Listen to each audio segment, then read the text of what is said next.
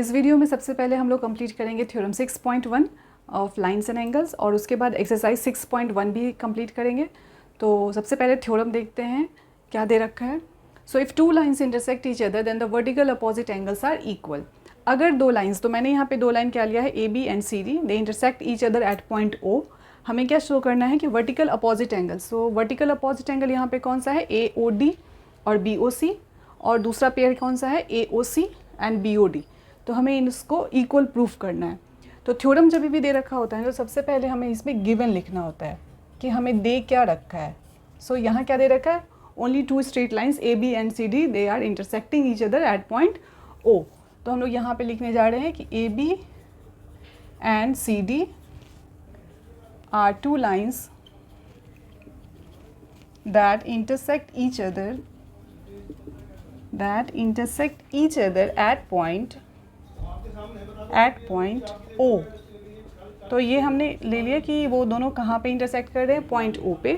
Construction अगर करेंगे तो कंस्ट्रक्शन लिखेंगे, अगर नहीं कर रहे हैं तो नहीं लिखेंगे। तो हमने कोई कंस्ट्रक्शन नहीं किया है तो ठीक है, तो यहाँ पे टू प्रूव लिखेंगे कि हमने क्या प्रूव करना है। सो टू प्रूव, यहाँ पे मैं इसका एंगल 1 दे रही हूँ, इसका एंगल 2 दे रही हूँ, यहाँ एंगल 3 और इसको एंगल 4। सो ए पार्ट में हमें प्रूफ करना है एंगल 1 इक्वल्स टू एंगल 2 और बी पार्ट में प्रूफ करना है एंगल 3 इक्वल एंगल 4। तो प्रूफ पार्ट में चलते हैं। अब यहाँ देखो कि लीनियर पेयर पहले ही बता रखा था कि स्ट्रेट लाइन पे एक रे जब फॉल करती है तो ए बी के ऊपर जब ओ डी लाइन फॉल कर रही है तो यहाँ पे दो एंगल्स बन रहे हैं, एंगल 1 एंड एंगल 3। तो ये दोनों मिलके 180 कर रहा है। इसी तरीके से सी डी भी स्ट्रेट लाइन है तो ओ ए एक रे है और इस केस में 1 और 4 180 डिग्री बना रहे हैं। यहाँ ये दोनों भी 180 बना रहे हैं। मतलब जहाँ भी तुम्हें देखना है यहाँ पे स्ट्रेट लाइन को देखो कि वो दोनों वहाँ पे कौन से दो एंगल मिलके 180 बना रहे हैं। तो यहाँ पे सबसे पहले हम लोग प्रूफ करने जा रहे हैं कि 1 इज़ इक्वल्स टू 2। तो पहला सेट क्या लेंगे कि angle 1 plus angle 3 equal 180 degree है ना। 1 और 3 180 डिग्री, क्यों? क्योंकि ये लीनियर पेयर्स बना रहे हैं, ठीक है। इसी तरीके से दूसरा सेट भी लेंगे क्योंकि 1 के साथ हमें 2 को लेना है। तो यहाँ पे 2 के साथ 3 बना रहा है 180 डिग्री, ठीक है। तो 2 प्लस 3 इक्वल 180 डिग्री। तो ये है हमारा, इसका भी रीज़न हो गया लीनियर पेयर। ये हमारा इक्वेशन 1 और ये वाला हमारा इक्वेशन 2। तो फर्स्ट और सेकंड को देखने से क्या लग रहा है, हमारा RHS क्या है, इक्वल है। अगर RHS इक्वल है तो हमारा लेफ्ट हैंड साइड भी क्या होगा, इक्वल ही होगा। तो यहाँ क्या लिखेंगे, from first and second we get angle 1 plus 3 equal angle 2 plus angle 3। तो ये दोनों हमारे कैंसिल आउट हो गया और इस तरीके से 1 इज इक्वल टू 2। तो ये हो गया। और 1 2 का जैसे किया रिलेशन वैसे ही हमने 3 और 4 का भी शो कर देना है, तो वो करने की ज़रूरत नहीं है। सिमिलरली आप लिख दो angle 3 is equals to angle 4, hence proved, ठीक है। तो ये छोटा सा थ्योरम है बट एग्जाम्स में आते हैं तो इसको ज़रूर से प्रिपेयर करिए। अब हम लोग एक्सरसाइज 6.1 स्टार्ट करते हैं। सो क्वेश्चन नंबर 1 हमारा दे रखा है, lines A B and C D intersect at O if A O C plus B O E is 70 degree, angle C O D equal 40 degree, find angle B O E and reflex angle C O E. तो सबसे पहले इसमें diagram को देखते हैं। तो इसमें हमें क्या दे रखा है, बी ओ डी 40 डिग्री। अब ये देखो कि इस 40 के साथ क्या कोई वर्टिकली अपोजिट एंगल बन रहा है, तो बिल्कुल बन रहा है क्योंकि ए बी और सी डी ये दोनों आपस में एक दूसरे को पॉइंट ओ पर इंटरसेक्ट कर रहे हैं।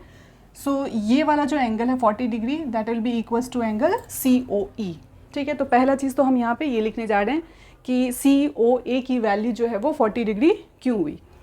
सो इसके सॉल्यूशन पार्ट में एंगल सी ओ ए भी आप लिख सकते हो या फिर ए ओ सी भी लिख सकते हो, दोनों ही सही है, ठीक है। तो C O A equal angle B O D और ये 40 डिग्री और यहाँ रीज़न डाला वर्टिकली अपोजिट एंगल, ठीक है।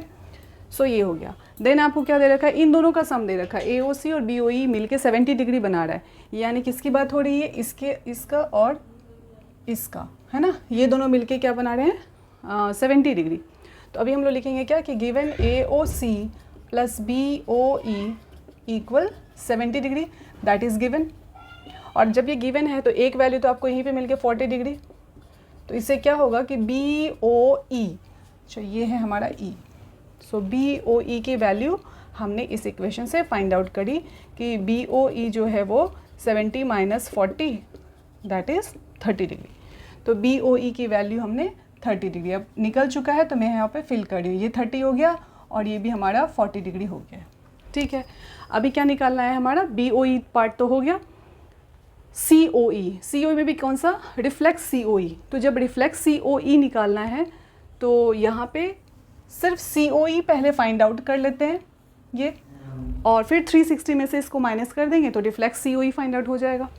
ठीक है, तो उस COE को फाइंड आउट करने के लिए यहाँ देखो कि AB के ऊपर 3 एंगल्स बन रहे हैं, ये और ये, तो इन तीनों का सम कितना होगा 180।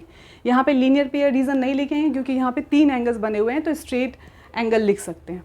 ठीक है, तो नाउ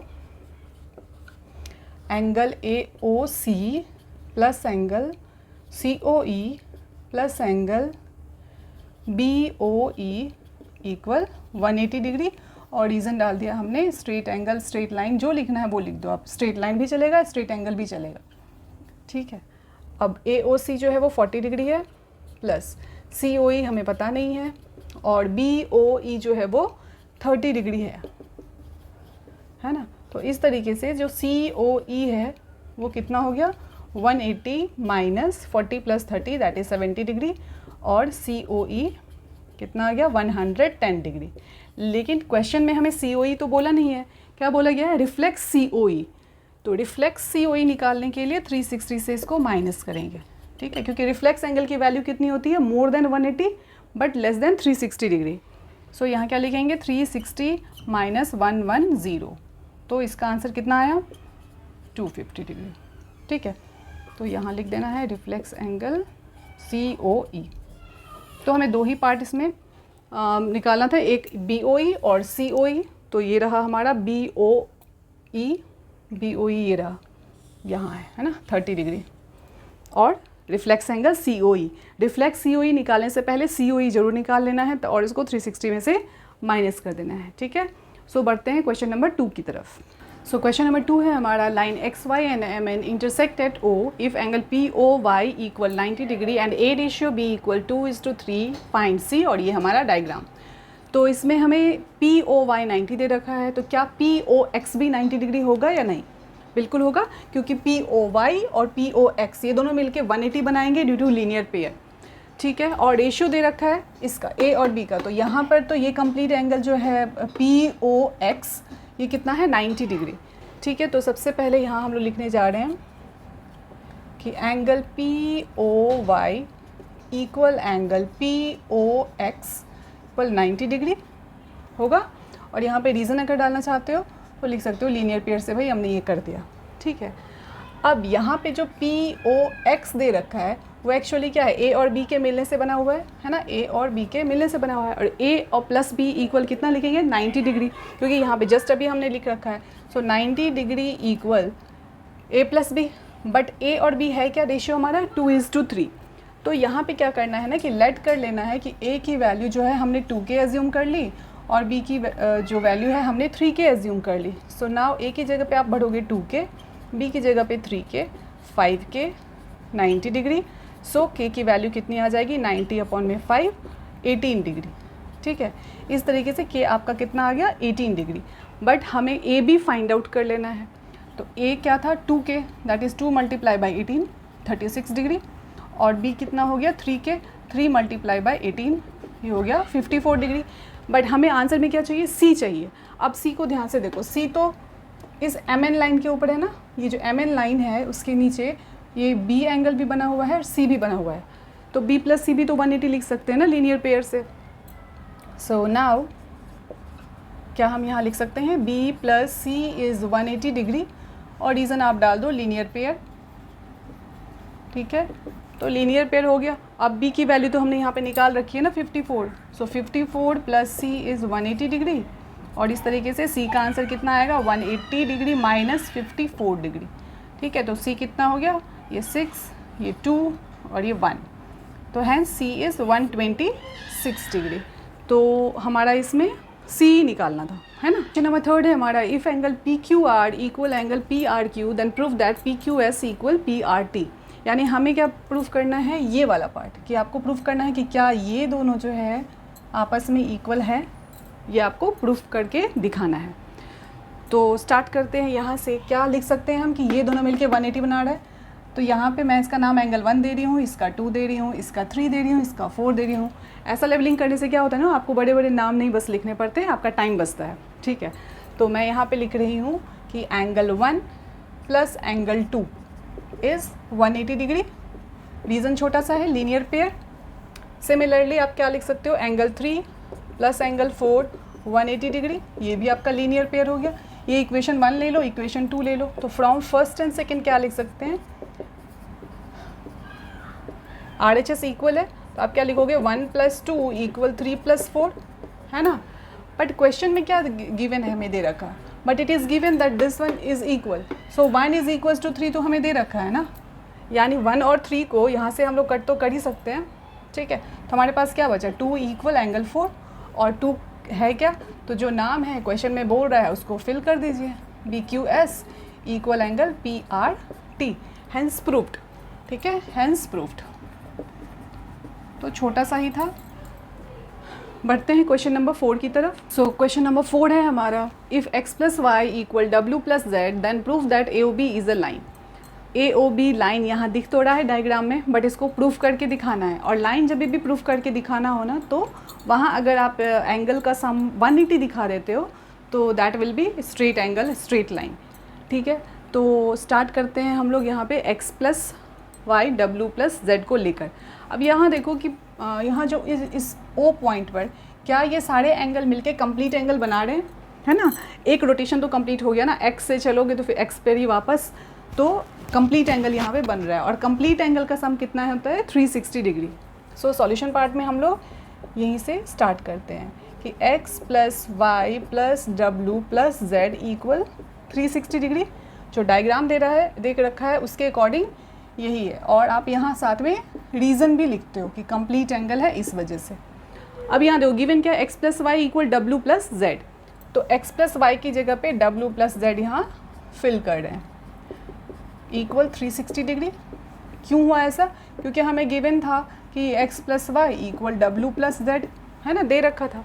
अब यहाँ w मिलके कितना बन गया, ट्वाइस, z भी कितना हो गया, 2 टाइम्स। ठीक है, 2 को कॉमन लेते हैं, तो w + z 360 डिग्री, यानी कि w + z = 360/2 that is 180 degree. अब w + z अगर 180 डिग्री आ रहा है, तो अब इसको ध्यान से देखो क्या बन रहा है, एक स्ट्रेट लाइन यहाँ फॉर्म हो रहा है। Therefore AOB is a straight line, है ना, और इसी को हमें प्रूव करना था। ठीक है, सो क्वेश्चन नंबर 5 है हमारा, POQ इज़ अ लाइन। ठीक है, यहाँ देखो POQ is a line, ray OR is perpendicular to line PQ, OR perpendicular to line PQ, OS is another ray lying between the rays OP and OR. Prove that ROS = half of QOS minus angle POS. ठीक है, अब यहाँ देखो QOS की बात करी है, QOS, तो क्या QOS को हम लिख सकते हैं angle ROS plus angle ROQ लिख सकते हैं, और इसी तरीके से POS भी निकालेंगे, डायग्राम के अकॉर्डिंग ही यहाँ पे सब कुछ कर रहे हैं, है ना। तो सॉल्यूशन पार्ट में आते हैं, और इसको देखकर हमने स्टार्ट किया है। तो सबसे पहले QOS, ठीक है, that will be equals to this plus this, है ना, तो क्या लिखेंगे ROS प्लस एंगल ROQ। अब ROQ तो हमें 90 डिग्री दे रखा है, तो एक स्टेप और यहाँ करेंगे, QOS = ROS plus 90 degree. Further इसको सॉल्व तो हम कर नहीं सकते हैं, इसको इक्वेशन 1 लिख के छोड़ दिया है। दूसरा हमें क्या लाना है, POS भी चाहिए आंसर में। ठीक है, तो POS यहाँ, अब हमें इसके बारे में सोचना है, क्या लिख सकते हैं, क्या POS को लिख सकते हैं ROP माइनस ROS, है ना, लिख सकते हैं। तो यहाँ पे लिखेंगे angle POS = ROP minus angle ROS। अब ROP भी तो 90 ही होगा, है ना। क्यों होगा ROP 90, क्योंकि ROP प्लस ROQ 180 डिग्री, है ना, ये दोनों मिलके 180 बना रहे हैं लीनियर पेयर से। तो क्या ROP की जगह पे हम लोग 90 डिग्री भर सकते हैं। ठीक है, तो यहाँ क्या भरेंगे 90 माइनस ROS। अब इसको भी आगे तो सॉल्व नहीं कर सकते हैं, इसको इक्वेशन 2 ले लिया, इक्वेशन 1 हमारा ये रहा और इक्वेशन 2 हमारा ये रहा, है ना।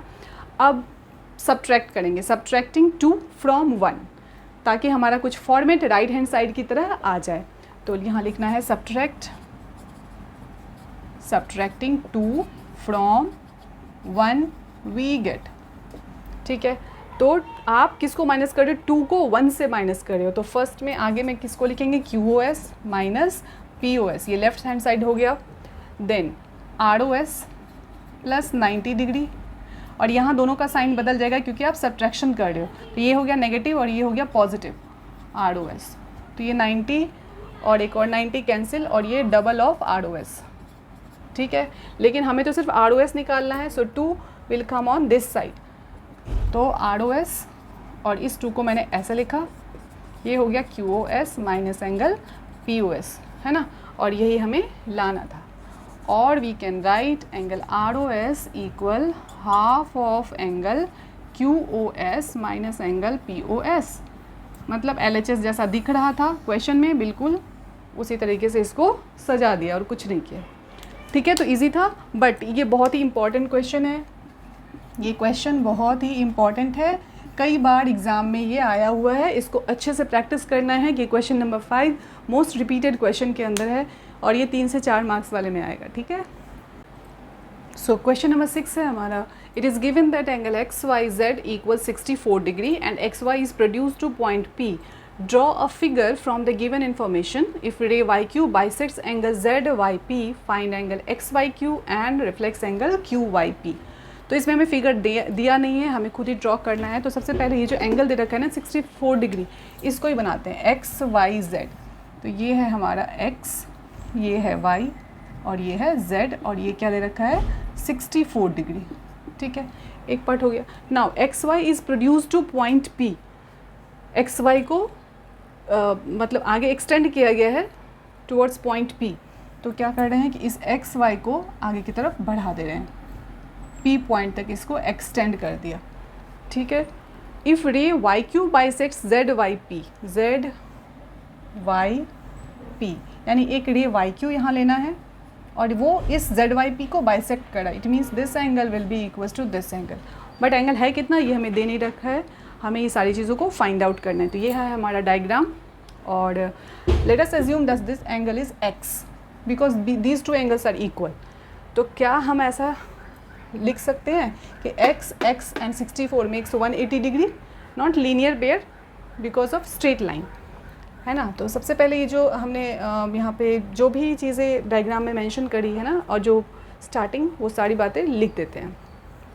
तो angle ZYQ equal angle PYQX, ये हमने तो लेट करा है बट ये क्वेश्चन में दे रखा था, ठीक है। अब देखो यहाँ पे क्या लिखेंगे, angle XYZ plus angle ZYQ plus angle PYQ equal 180 degree और रीज़न क्या डाल दिया, स्ट्रेट लाइन, ठीक है। अब यहाँ पे वैल्यूज़ जो हैं वो हमें फिल करना है। So this one is 64 degree, x 180 degree. So इस 2x की वैल्यू कितनी हो गई, 180 माइनस 64, ये हो गया 116 और इस तरीके से x का आंसर कितना आ गया 58 डिग्री, ये x आया 50। सो हमें क्या निकालना था, एंगल XYQ, ये है XYQ। अब XYQ 2 एंगल से मिलके बना है, एक ये 64 और ये x, है ना। तो जो क्वेश्चन में दे रखा है XYQ, तो इसको पहले लिखो कि ये किसके सम से बना हुआ है। तो XYZ प्लस एंगल ZYQ, तो ये है हमारे पास 64 डिग्री और ये जो वैल्यू है ZY दैट इज़ x और x हमें कितना मिल गया है 58। इन दोनों का सम करेंगे तो कितना मिलेगा 112 डिग्री। तो एक पार्ट तो ये हो गया, XYQ हमने फाइंड आउट कर लिया। दूसरा क्या, रिफ्लेक्स ऑफ QYP, यानी इसका रिफ्लेक्स कहाँ से कहाँ होगा, यहाँ से लेकर यहाँ तक, ये बड़ा सा एंगल, यानी 360 माइनस x कर देते हैं, हमारा आंसर आ जाएगा, ठीक है। तो यहाँ क्या लिखेंगे, reflex of angle QYP equal 360 minus angle x, है ना। और x कितना दे रखा है 360 माइनस 58, तो हमारा आंसर कितना आ रहा है यहाँ पे 302 डिग्री। ठीक है, तो ये भी फाइंड आउट हो गया और साथ में हमारा ये एक्सरसाइज भी कंप्लीट हो गया। ठीक है, so we have completed exercise 6.1। तो नेक्स्ट वीडियो में देखते हैं एक्सरसाइज 6.2।